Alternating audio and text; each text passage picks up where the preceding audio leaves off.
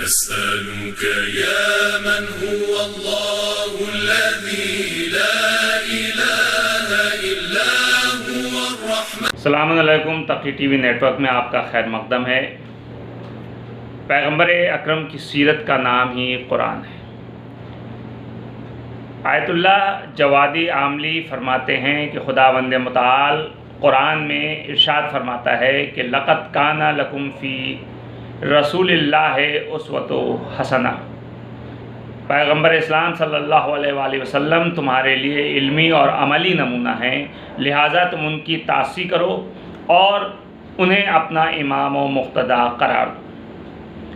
नबी अकरम सल्लल्लाहु अलैहि वसल्लम की शख्सियत के बारे में इतना ही काफ़ी है कि काना खुल्क़ुहुल कुरान, यानी आपका इखलाक ही कुरान है। यानी कुरान हुजूर हज़रत मोहम्मद मुस्तफ़ा सल्लल्लाहु अलैहि वसल्लम की सीरत पाक का नाम है।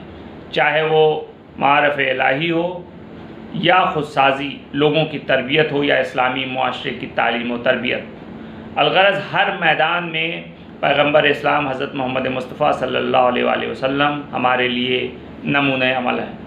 आयतुल्लाह जवादी आमली फरमाते हैं कि आप यानी तुल्लाबे उलूमे दीनिया, कि आप जो हौज़ इल्मिया में दाखिले के बाद मुक़द्दस लिबास से मुज़य्यन हो चुके हैं, आगाह रहें कि आपकी इल्मी नशिस्तें बहुत अहम हैं और आपकी मंजिल और रास्ता मुक़द्दस है।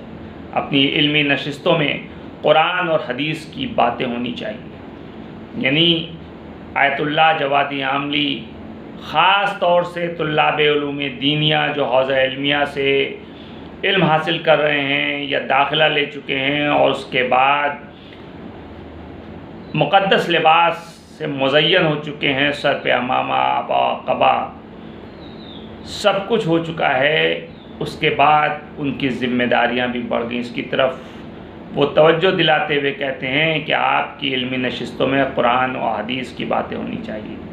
यानी साफ़ तौर पर जो हज़रात मिंबर पर आते हैं या इल्मी नशिस्त में तकरीरें करते हैं या आवाम को ख़िताब करते हैं, उनके लिए ये नसीहत है कि इल्मी नशिस्तों में कुरान और हदीस का बयान हो।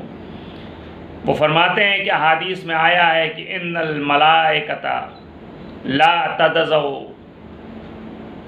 अजनिहतहा लितालिबिल इल्म, यानी तालिब इल्म के लिए मलाइका अपने परों को बिछाए रहते हैं ताकि तलबा फ़रिश्तों के परों पर सवार होकर आलम रब्बानी बन जाएं।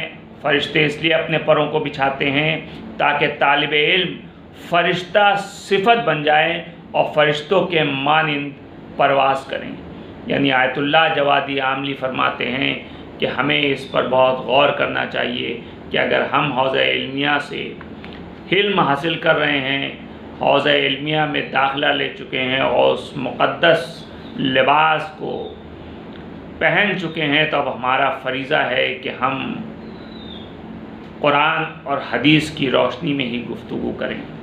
हमें इस पर बहुत ही ज़्यादा गौर करने की ज़रूरत है जिससे कि हमारे माशरे में तब्दीली भी आ सके।